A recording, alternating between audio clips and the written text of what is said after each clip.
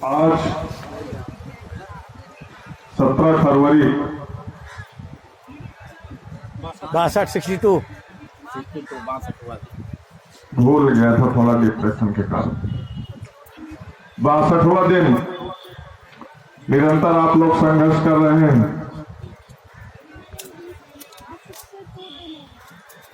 14 फरवरी को शाम आप सभी के बीच उपस्थित रहा।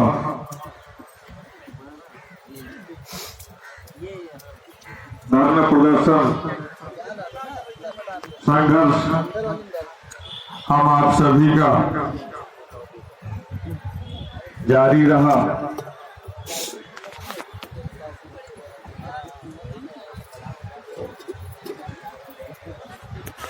और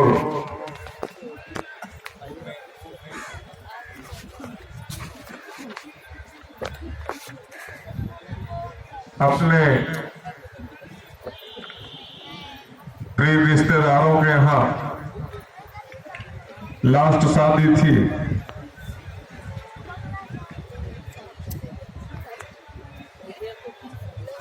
हमारा पूरा परिवार उस शादी समारोह में सम्मिलित रहा, जिस पर आप सभी के साथ संघर्ष करते हुए समय के अभाव में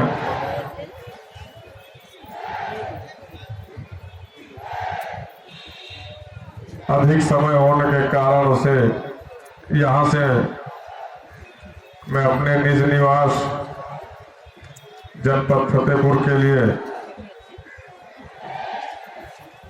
अपने सहयोगी रमेश चंद जी के साथ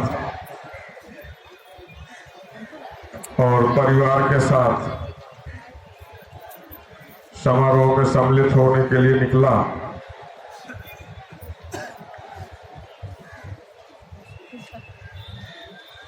लेकिन सम्मिलित नहीं हो सका। कुछ ही दूरी तय की थी,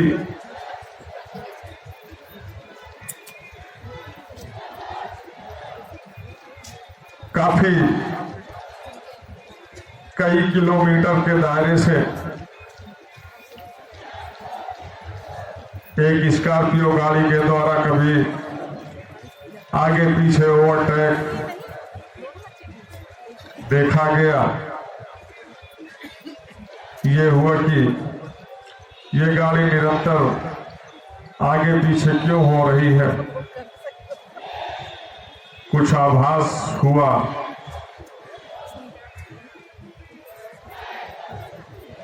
लेकिन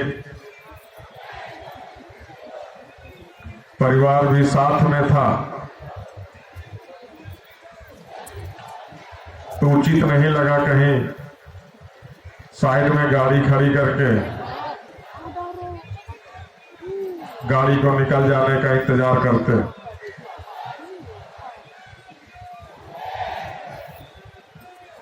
खैर किसी तरह से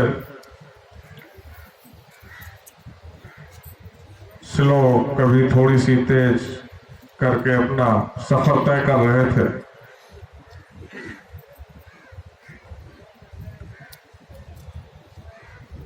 ऐसा प्रतीत हो रहा था, मन अंदर से एक बार विचलित हुआ कि गाड़ी यहीं से हम बैक कर दें, घर चले जाते हैं वापस। समय लगभग 7:45 हो रहा था।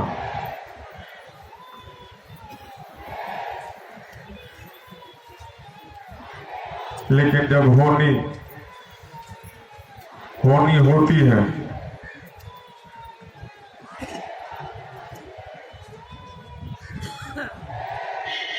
तो समय विपरीत चलता है।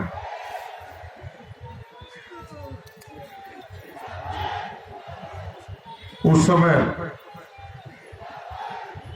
जो स्थितियां थी,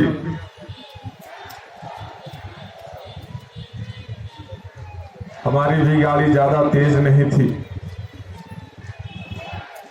लेकिन ऐसा कुछ प्लानिंग ऐसा था हेलो, प्लानिंग जैसा ही था कुछ। ओवर टाइम के दौरान थोड़ा सा मोड़ भी था वहां पे।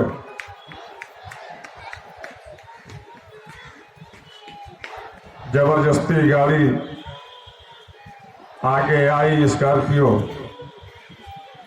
उस गाड़ी से टकराने के डर की वजह से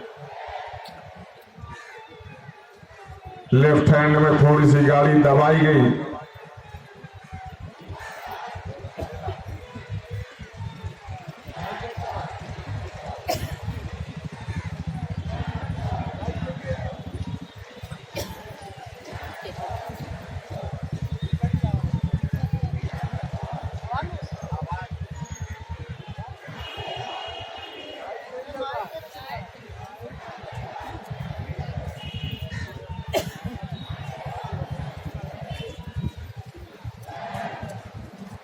हेलो, इधर आ जाओ।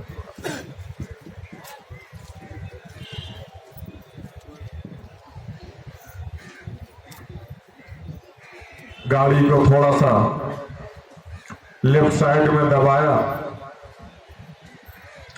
कि इस गाड़ी से कहीं टकराए ना, क्योंकि जगह ही नहीं छोड़ रहे थे। ऐसा लग रहा था कि उस सुनसान इलाके में हमें रोकने का प्रयास किया जा रहा है। गाड़ी की गति 50-60 की ही स्पीड रही होगी। रोड से खाली बंजर जमीन, ऊंचा खाली, लगभग 2-2.5 फीट की खाली जमीन में हमारी अनियंत्रित गाड़ी कूद गई। गाड़ी का डिसबैलेंस हुआ। लगभग 100 मीटर 50 मीटर तक हम इसी तरह अपने जैसे संघर्ष इन 60 दिनों में जो हम लोग कर रहे थे, वही संघर्ष हम अपने परिवार के साथ, अपने बच्चों के साथ देख रहे थे। गाड़ियां नियंत्रित हो रही थी, कहीं जमीन ऊपर थी तो कहीं गाड़ी जंप कर रही थी, ऐसे ऐसे हो रही थी। हमने उस समय को बहुत करीब से देखा था। और आगे जाकर एक खाई थी, खाई में हम अपने परिवार के साथ जा गिरे। उन दुश्मनों ने सोचा कि आज इनका परिवार पूरा खत्म हो गया। खैर, किसी तरह से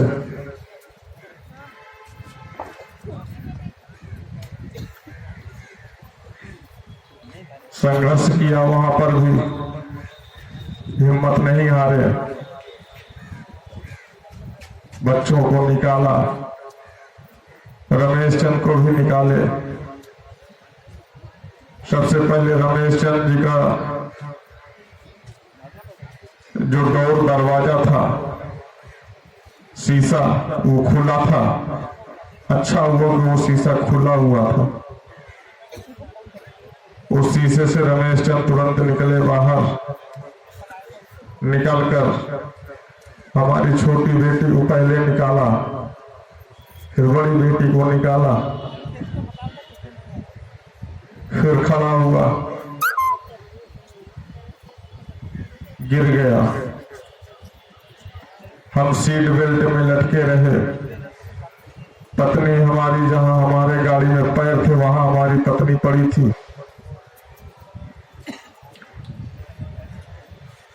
हमें ये नहीं समझ में आ रहा था कि गाड़ी उल्टा है कि सीधा है, कैसी किन स्थितियों में है। रमेश चंद खड़े हुए, जो खड़े हुए तुरंत फिर गिर गए। कहा, आदिल भाई मेरा पैर टूट गया। हमने कहा इधर दरवाजा नहीं खुल रहा। किसी तरह से वो गाड़ी के नीचे जो स्पेस था, एक आर्मी के जवान की तरह जमीन से रेंगता हुआ किसी तरह से आया हमारे दरवाजे की तरफ। जो दरवाजा हमारा फंसा था किसी पेड़ की खूंट जैसी थी, उसकी वजह से खुल नहीं रहा था। हमारी जाबाज बेटी भी उसके पीछे पीछे जमीन से रेंगते हुए गाड़ी के नीचे से निकली। दरवाजा खींचना शुरू किया। हमारे अंदर भी जितनी ताकत थी पैरों से लगाकर धक्का दे दे करके गाड़ी का दरवाजा किसी तरह से खोला। हम भी निकले, अपनी पत्नी को भी खींचा, लेकिन सभी हम अपने परिवार के साथ और साथी रमेश चंद जी के साथ ससुरक्षित गाड़ी से बाहर आ गए। बेटे को चढ़ाया रोड में कि कोई गाड़ी निकले तो उससे हेल्प लो। 3-4 गाड़ियां गुजर गई। जंगल में किसी गाड़ी ने रोका नहीं, इस डर से कि कहीं कोई लुटेरे तो नहीं है, बच्चों का सहारा लेके लूटना चाहते हो। खैर हम लोग चिल्लाते रहे। एक आध गाड़ी रुकी, वो लोग साइड में लगाकर जल्दी जल्दी आए, हम लोगों को चढ़ाया। एम्बुलेंस भी आई, पुलिस भी आई। उससे पहले हम जब गाड़ी के अंदर थे तो हम आप सभी को, चाहने वालों को याद कर रहे थे कि आज हमें कुछ हो जाएगा तो आप लोगों का संघर्ष, आप लोगों के हक के लिए कौन लड़ेगा।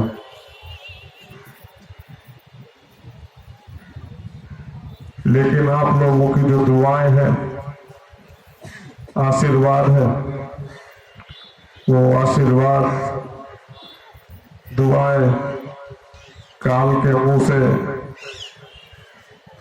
जो हमें काल अपने गाल में समाने के लिए मुंह खोला था, परमात्मा ने अपना हाथ बढ़ा करके हम सभी को ससुरक्षित निकाल दिए।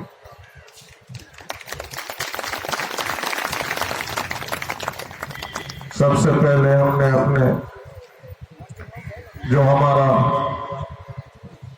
अजीज प्रिय, जिसको हम अपने जान से भी ज्यादा प्यार करते हैं, हमने उनको पहले फोन करके सूचना दी।